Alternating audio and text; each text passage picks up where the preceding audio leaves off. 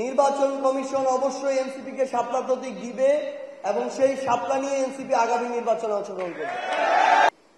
কয়েকটা সিটের জন্য এনসিপি কারোর সাথে নেগোসিয়েশন করবে এই নীতি এনসিপি বিশ্বাস করে না।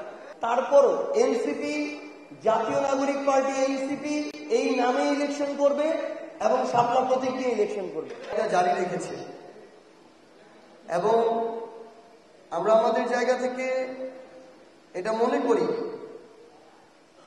আওয়ামী লীগ যে প্রশ্ন, এই আওয়ামী লীগের প্রশ্নে বিএনপি ও জামায়াত এককভাবে তাদের জায়গা থেকে দেশকে নেতৃত্ব দিতে পারবে না, বরং এনসিপি এখানে অপরিহার্য একটি দল, যারা সেখানে থাকলেই আওয়ামী লীগের বিরুদ্ধে আমাদের যে লড়াই, ফ্যাসিস্ট উৎখাত করার যে লড়াই, এটার নেতৃত্ব সঠিকভাবে সামনের দিকে এগিয়ে যাবে। আমরা বিশ্বাস করি এনসিপি আগামীর সংসদে নির্ণায়কের ভূমিকা পালন করবে। আমরা চাই স্থিতিশীল এবং ভারসাম্যপূর্ণ একটি সংসদ। সংস্কার এবং বিচার এই কার্যক্রমের যে ধারাবাহিকতা নির্বাচনের পরেও, এই ধারাবাহিকতা রক্ষার জন্য এনসিপি তাদের জায়গায় বরাবরের মতো সর্বোচ্চটুকু দিয়ে কাজ করে যাবে। তাছাড়া তরুণদের ক্ষমতায়ন আগামীর বাংলাদেশে অত্যন্ত গুরুত্বপূর্ণ একটি বিষয়। আমরা সেই তরুণদের ক্ষমতায়ন শিক্ষা, স্বাস্থ্য সহ দুর্নীতি বিরোধী একটি গণ আন্দোলনের মধ্য দিয়ে আগামীর বাংলাদেশকে গড়তে চাই। এই মেসেজগুলো দিতেই আমরা আমাদের ময়মনসিংহ জেলার এবং উপজেলার এবং মহানগর পর্যায়ে যারা নেতৃবৃন্দ আছেন কমিটিতে, শুধুমাত্র তাদের সাথে আমাদের এই সমন্বয় সভাটি করছি। আমরা আশা করছি যে খুব দ্রুততম সময়ের মধ্যেই এনসিপির সাংগঠনিক বিস্তৃতি বাংলাদেশের প্রত্যেকটি ওয়ার্ডে ছড়িয়ে পড়বে এবং জুলাই সনদের বাস্তবায়ন ও দৃশ্যমান বিচারের পরবর্তীতে যে গণতান্ত্রিক প্রক্রিয়ার নির্বাচনটি অনুষ্ঠিত হবে, সেখানে এনসিপি বাংলাদেশের সবচেয়ে গুরুত্বপূর্ণ দল হিসেবে আবির্ভূত হবে। আপনাদের সবাইকে অনেক ধন্যবাদ। প্রশ্ন থাকলে করতে পারেন।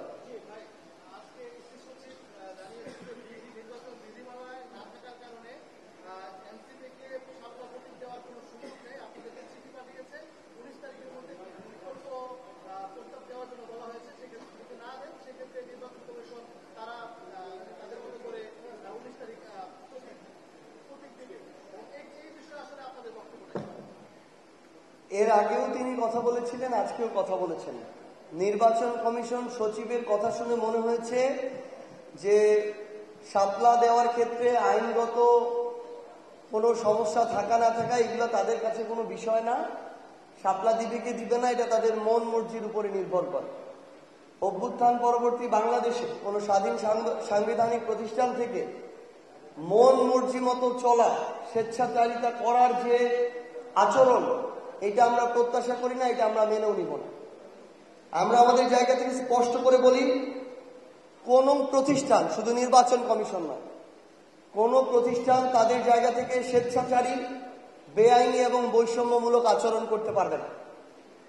আমরা স্পষ্ট করে নির্বাচন কমিশনের কাছে জানতে চাই, তারা কি জনগণের মুখাপেক্ষী, নাকি ক্ষমতায় কাল্পনিকভাবে আসতে যাচ্ছে এরকম কোন দলের মুখাপেক্ষী, নাকি কোনো অস্ত্রের ভয়ে ভীত হয়ে কোনো প্রতিষ্ঠান বা এজেন্সির মুখাপেক্ষী? এই উত্তর তাদেরকে দিতে হবে। আইনগত বাধা যেহেতু নেই, এনসিপিকে শাপলা প্রতীক দিতে হবে। তারা তাদের জায়গায় শাপলা প্রতীক আমরা যখন চেয়েছিলাম আবেদনের সময়, তখনও তারা লিস্টে এটা অন্তর্ভুক্ত করতে পারত। এখনো আমরা আইন মন্ত্রণালয় থেকে শুরু করে আইন সংশ্লিষ্ট বিভিন্ন যে প্রতিষ্ঠানগুলো রয়েছে তাদের সাথে কথা বলেছি, চাইলে তারা এখনো করতে পারে। কিন্তু তাদের মন চাইলেও দিব না, এই আচরণ আমরা কোনোভাবে এনসিপির পক্ষ থেকে মেনে নিব না। এবং যেহেতু আইনগত কোনো বাধা নেই, নির্বাচন কমিশন অবশ্যই এনসিপিকে শাপলা প্রতীক দিবে এবং সেই শাপলা নিয়ে এনসিপি আগামী নির্বাচনে অংশগ্রহণ করবে।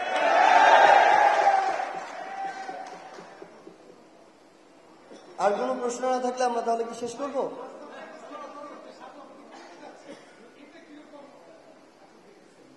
খুব স্বাভাবিকভাবে এটা শুধু হাসনাত আব্দুল্লাহর কথা নয়। হাসনাত আব্দুল্লাহ জাতীয় নাগরিক পার্টি এনসিপির কণ্ঠস্বর, বাংলাদেশের কণ্ঠস্বর। যেহেতু কোনো আইনগত বাধা নেই, অবশ্যই এনসিপি শাপলা প্রতীক পাবে। সে কারণ থেকেই হয়তো হাসনাত আব্দুল্লাহ বলেছেন এনসিপি শাপলা প্রতীক পেতে যাচ্ছে।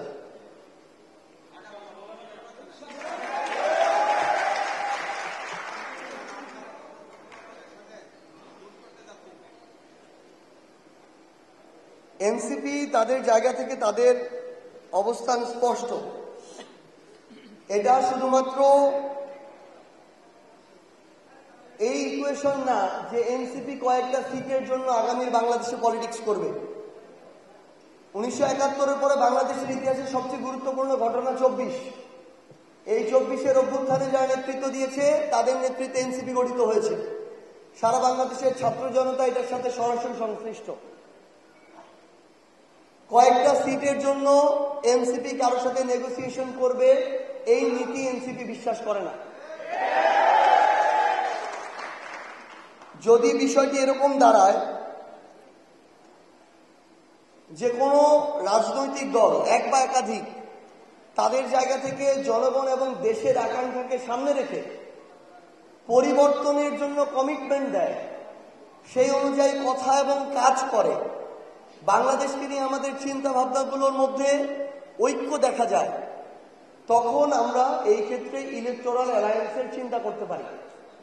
সে বিষয়ে বিভিন্ন আলোচনা সকল রাজনৈতিক দলগুলোর মধ্যেই চলছে। তবে আমরা একদম স্পষ্ট করে একটা কথা বলি, এনসিপি ইলেকশনে যদি কোন রাজনৈতিক দল বাংলাদেশের জনগণের আকাঙ্ক্ষা অনুযায়ী পরিবর্তনের কমিটমেন্ট নিয়ে এনসিপির সাথে অ্যালায়েন্স করে, তারপরও এনসিপি জাতীয় নাগরিক পার্টি এনসিপি এই নামে ইলেকশন করবে এবং শাপলা প্রতীক দিয়ে ইলেকশন করবে।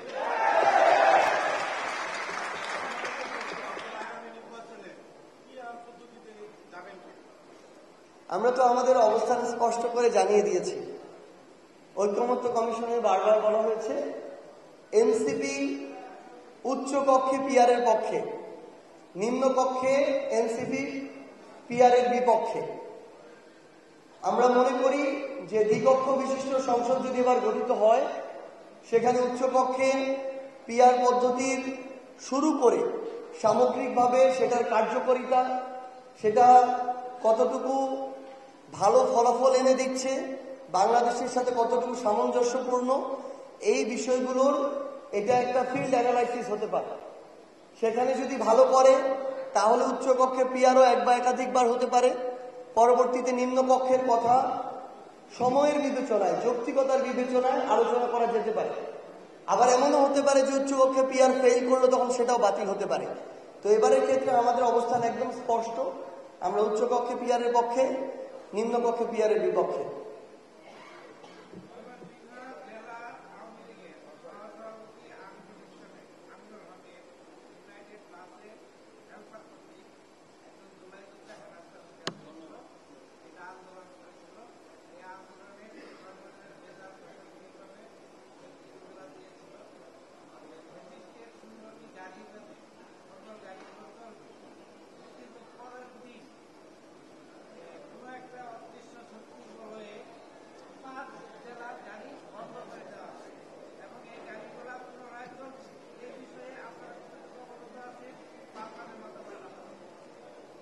আমরা আমাদের জায়গা থেকে এই বিষয়টা কিছুটা জানতে পেরেছি। আমি ওভারঅল একটা জায়গা থেকে কথা বলি। এই বাংলাদেশের ফ্যাসিস্ট কাঠামো বিলুপ্ত না হওয়ার অন্যতম কারণ হচ্ছে এই কাঠামোর সাথে সংশ্লিষ্ট যারা ছিল, আওয়ামী লীগ, তাদের ব্যবসায়ী প্রতিষ্ঠান থেকে শুরু করে অন্যান্য আরো এমন অনেক প্রতিষ্ঠান, তাদের বিরুদ্ধে ব্যবস্থা নেওয়া তো দূরের কথা, কিছু ব্যক্তি এবং গোষ্ঠী তাদেরকে ইন্টারনালি প্রোটেকশন দিচ্ছে। এবং এটা হচ্ছে বিভিন্ন নেগোসিয়েশনের বিনিময়। আর্থিক নেগোসিয়েশন আছে, প্রাতিষ্ঠানিক নেগোসিয়েশন আছে, দখলদারিত্ব আছে, বাণিজ্য আছে। আমরা যদি কোনো একটা পরিবহন আমাদের শুধু একজন জুলাই যোদ্ধা না, একজন সাধারণ নাগরিক, একজন সাংবাদিক ভাই, তাকে যদি একজন হেনস্থা করে, তার গায়ে হাত তোলে, এ বিষয়ে প্রতিবাদ করার অধিকার তার আছে, আইনগতভাবে ব্যবস্থা নেওয়ার অধিকার তার আছে। যখন জানতে পারা হয় বা জানা যায় যে এই প্রতিষ্ঠানটি ফ্যাসিস্টদেরকে আবার সকল প্রকার আর্থিক সহযোগিতা প্রোভাইড করছে, আপনি বাংলাদেশ থেকে আওয়ামী লীগের ফ্যাসিজম কিভাবে বিলুপ্ত করবেন যদি তাদের যে মানি ফ্লো সেটাকে আপনি বিলুপ্ত না করেন? আপনি উপরে উপরে 2-3টা লোককে বিদেশে তারা পালিয়ে গেল, আর বাংলাদেশে বিভিন্ন মাধ্যমে বিভিন্ন জনের ব্যক্তির গোষ্ঠীর সহযোগিতায় তাদের সবকিছু চলছে। তখন তো আপনি দেখবেনই যে শামীম ওসমানের মতো লোকেরা কিভাবে বাইরে বিলাসবহুল আরামায়েশের জীবনযাপন করছে। তো আমাদের আসলে ওই গোড়াটাতে হাত দিতে হবে। তাদের যে মানি ফ্লো দেয়, তাদের যে ফুয়েল দেয়, সংশ্লিষ্ট সকল যে প্রতিষ্ঠানগুলো, এই প্রতিষ্ঠানগুলোকে সরকারের জায়গা থেকে হয় তাদের আয়ত্তে নিয়ে সে অনুযায়ী পরিচালনা করতে হবে যদি কর্মসংস্থানের চিন্তা করেন, অন্যথায় তাদের সাথে এই যে তাদের মানি সাপ্লাইয়ের যে ফ্লো, এটাকে বন্ধ করতে হবে। তো এটা যখন যৌক্তিক দাবিটা তোলা হয় শুধুমাত্র ওই পরিবহনকে বন্ধ করার, পরবর্তীতে প্রশাসন তাদের মতো ব্যবস্থা নিবে, সেখানে যখন বাকি অনেকেই তাদের সাথে সুর মিলায়, আমরা তাদেরকে সন্দেহের চোখে দেখি। আমরা মনে করি তাদের মধ্যে ইন্টারনাল আঘাত থাকতে পারে। আমরা স্পষ্ট করে একটা কথা বলি, বাংলাদেশের মানুষ এখন আর আগের মতো ওই জামায় নাই, ওই সময়ে নাই, ওই সময়ও নাই। এই ভূগোল বোঝানো বাদ দিতে হবে। রাজনীতিবিদদের জনগণকে সামনে মূলা ঝুলিয়ে যে বড় বড় লেকচার দেওয়ার সময় ছিল, ওই সময় আর নাই। কে কার সাথে ভিতরে ভিতরে আঘাত করে, কার কোন প্রতিষ্ঠান প্রোটেকশন দেয়, রাতে প্রতি রাতে কত টাকা কোনখান থেকে হিসাব করে কালো টাকা বুঝে নেয়, বাংলাদেশের মানুষ জানে, ময়মনসিংহের মানুষও জানে। তো আমরা একদম স্পষ্ট করে একটা কথা বলি, আপনি উপরে উপরে সাধু সাজবেন আর ভিতরে ভিতরে তাদেরকে প্রোটেকশন দিবেন, আমরা অবশ্যই মনে করব প্রত্যক্ষ বা পরোক্ষভাবে আপনিও তাদের সহযোগী। শুধু সময়ের অপেক্ষা, সাধারণ মানুষ আবার নেমে আপনাদেরকে প্রতিরোধ করবে, আপনি যেই হন না কেন। এর আগে অনেকে পালানোর পথ পেয়েছে, আপনারা সেটাও পাবেন না। Thank you, thank you. বলছি এটা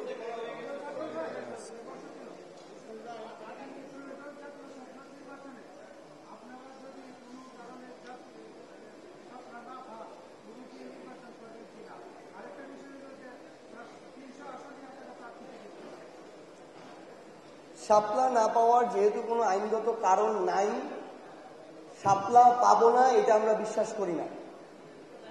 এটা যদি করে আমাদের সাথে স্বেচ্ছাচারিতা করবে, অন্যায় করবে এবং জবাবদিহিতার বাইরে গিয়ে যে আচরণ সেটা করবে, এইটা আমরা অভ্যুত্থান পরবর্তী বাংলাদেশে হইতে দিব না। এটার জন্য যদি এনসিপির রাজপথে লড়াই করতে হয়, এনসিপি সেই লড়াই করবে। যেই নির্বাচন কমিশন অন্যায়ভাবে একজনকে একটা মার্কা থেকে বঞ্চিত করতে পারে, ওই নির্বাচন কমিশন এই বাংলাদেশে কখনোই স্বাধীন, সুষ্ঠু, নিরপেক্ষ নির্বাচন দিতে পারে না। ওই নির্বাচনের অধীনে এই বাংলাদেশে কোনো নির্বাচন হতে পারে না, ওই নির্বাচন কমিশনের অধীনে। আর এনসিপি বাংলাদেশের প্রত্যেকটি আসনে প্রার্থী দেওয়ার ক্ষেত্রে সবচেয়ে গুরুত্বপূর্ণ বিষয় আমরা মনে করি আমাদের সাংগঠনিক সক্ষমতা বৃদ্ধি। আমরা সেই লক্ষ্যেই কাজ করছি। বিগত সময়ের যে কালচার, টাকার বিনিময়ে নমিনেশন, আমরা সেই করাপ্টেড কালচারে যেতে চাই না। তাই আমরা আমাদের জেলা থেকে শুরু করে ওয়ার্ড পর্যন্ত কমিটি করতে চাই। আমরা বিশ্বাস করি আমাদের ত্যাগী নেতাকর্মীদের মাধ্যমে আগামী সংসদের প্রত্যেকটি আসনে আমরা জিতে আসার মতো সেই ধরনের যোগ্য প্রার্থীদেরকে মনোনয়ন দিতে পারব। Thank you.